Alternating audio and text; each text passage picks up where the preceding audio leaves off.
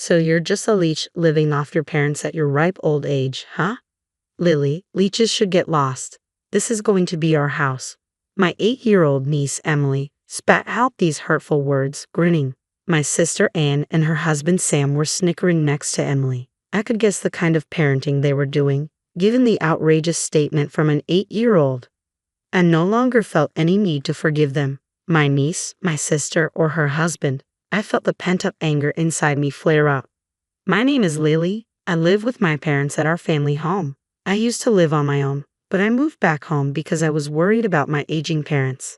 I love my work and I'm not at all interested in relationships. I never intended to get married, and one of the reasons I decided to live at home was to cherish the time I had with my parents. My dad was a chef and he's really good at cooking. Even after retiring, he cooks for us at home, and I always look forward to meals. Having lived alone, I miss my dad's cooking, which is one of the reasons why I returned home, but that's a secret. When I decided to live with them and support the household, my mom retired from the part-time job she'd held for many years. She was hesitant, but I suggested it might be the right time. Both my mom and dad had been doing a lot of standing at their jobs and had sometimes thrown out their backs. I convinced them to quit their jobs, telling them there was no need to push themselves since I was supporting the household. I'm a mess outside of work and I'm not good at housekeeping, so I appreciate that my parents are at home doing chores. It's a win-win relationship between my parents and me. Disrupting the stable life are my sister Anne, her husband Sam, and their 8-year-old daughter Emily. Almost every week, they show up at our house uninvited, driving 30 minutes for a free meal. Anne justifies their visits by saying it helps them save on food expenses. Raising the child is costly, and Sam neither denies nor hides this. They would eat the meals my dad cooked as if it was their right and leave without even cleaning up. This routine has become their weekly habit. It might have been tolerable if they just came, ate, and left. But Anne's other behaviors were unacceptable. Every time before leaving, she would scrounge around our house, taking items she thought she could sell on an online flea market app. As a result, I've had to hide my accessories and imported clothes in the back of my closet. On top of that, she rummages through our fridge, taking food without asking. When I confronted her, saying this would be considered theft if she were a stranger, she dismissed me, saying, "You wouldn't understand, Lily. It's tough to run a household when you're married." But Anne isn't the only selfish one. Emily, who takes after her mother, has become increasingly like her as she's grown up. "Ew, this is gross." Emily made a sour face at the meal my dad had prepared. Neither Anne nor Sam scolded her. My dad, a retired chef who takes pride in his cooking, would never make anything that tasted bad. Yet Emily complained, "I can't eat this. It's disgusting. I want cake." When Sam heard Emily's demand for cake, he turned to me and asked, "Do we have any cake? Emily seems to want some." I couldn't help but frown and respond, "Ha." Sensing potential trouble, my father quickly stepped between us, apologetically saying, "Sorry, we didn't prepare any cake. Did you not enjoy today's meal, Emily?" Emily remained displeased. "Oh, Hisieki, I only want to eat sweet things. Desserts are the best. I don't want to eat Grandpa's food." "Oh, I find it convenient and it saves us on grocery bills, so it's fantastic. But if Emily says so, we have no choice." "Dad, Mom, please prepare some sweets and cake for Emily next week," Sam said. I couldn't forgive Anne for accepting Emily's selfishness and for bossing our parents around. However, if I spoke out now, our already shrinking parents would feel even more troubled. I pitied my parents, unable to complain as Anne's family left as usual after looking through our house. I couldn't believe their audacity behaving that way just because it's their parents' house. It was unforgivable. My mother apologized, blaming herself for not having the cake ready, while my father quietly disposed of the leftover food meant for Emily. It pained me to see my parents act this way. The next week, I debated whether to ask Anne and her family to stop visiting, only to have them show up at our door once again without warning. They walked in as if it were their right, asking, "Is dinner ready?" Emily complained about the cake my mother had bought, insisting she wanted one with more strawberries. Sam took charge of the TV remote without asking. Watching my sister and her family act so entitled left me stunned. While my father's cooking was served, Anne and Sam enjoyed their meal, chatting and sharing a bottle of wine. Emily, unhappy with the cake and refusing to eat her dinner, played games on her phone, remarking, "Grandpa and Grandma are really useless." desperate for them to leave, and suddenly chirped, "Oh, by the way, we've decided to move into this house starting next week."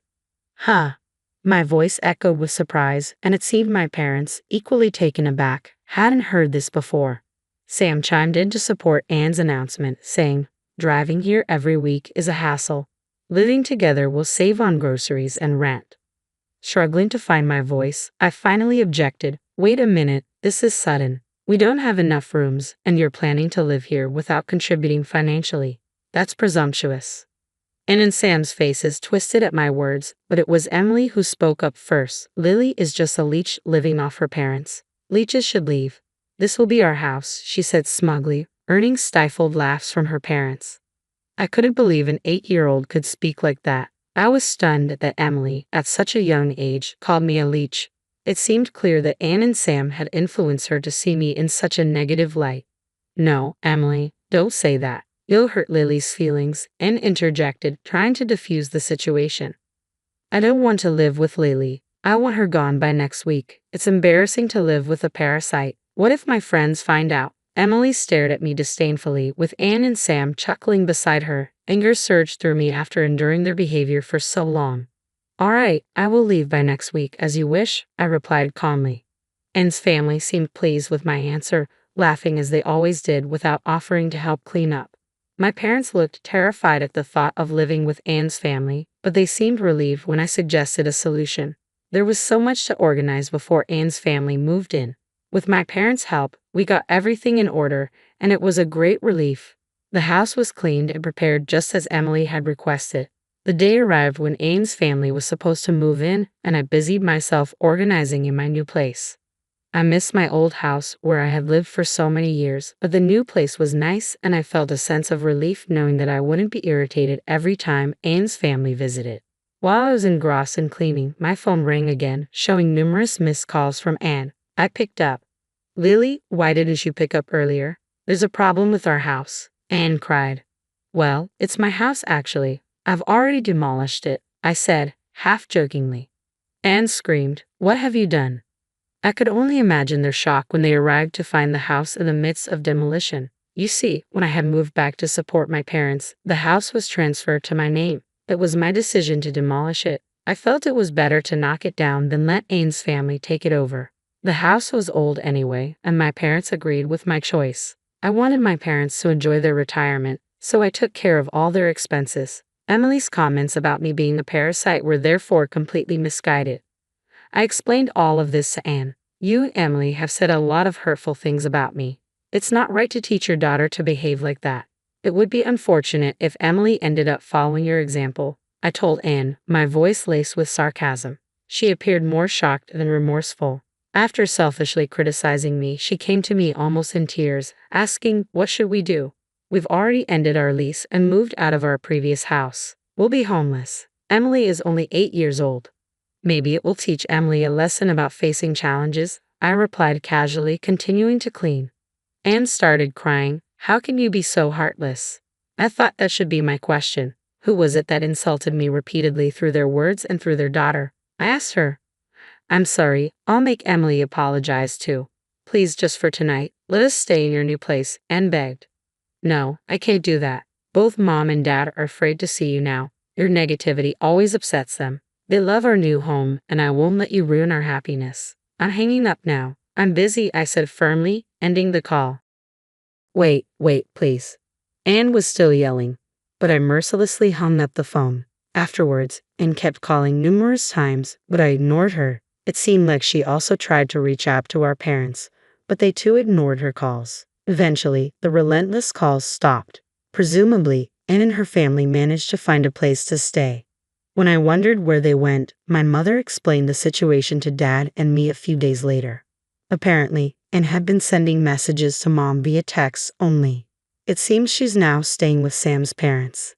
Sam's mom, Anne's mother-in-law, is a very strict woman when it comes to rules and manners. Anne disliked her and appears to be struggling living under the roof of such a stern mother-in-law. Emily, too, who used to be spoiled rotten, seems to be learning a lot from this strict mother-in-law. There's no doubt she would have grown into a terrible adult if she continued her old ways. So, in retrospect, this seems to be a good thing. It may be tough on Emily, but it's unavoidable. I hope she'll manage to become a well-mannered grown-up. It seems Anne and Sam were more broke than we imagined. Sam was a fan of gambling, frequently squandering his money on various bets, and wasn't against gambling and didn't stop him, even enjoying it with him at times. However, they accumulated a substantial amount of debt due to their gambling.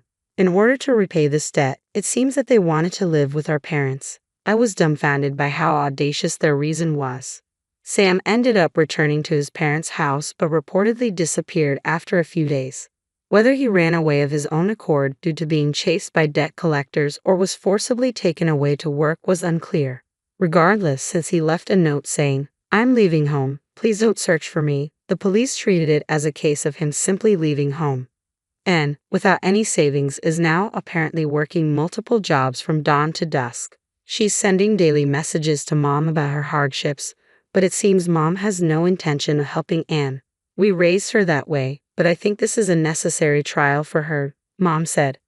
For your information, our parents and Sam's parents are on good terms and frequently communicate. When Mom apologized to Sam's mom for the trouble caused by Anne and Emily, Sam's mom energetically responded, "Having these kids who are worth educating has added some spice to my life.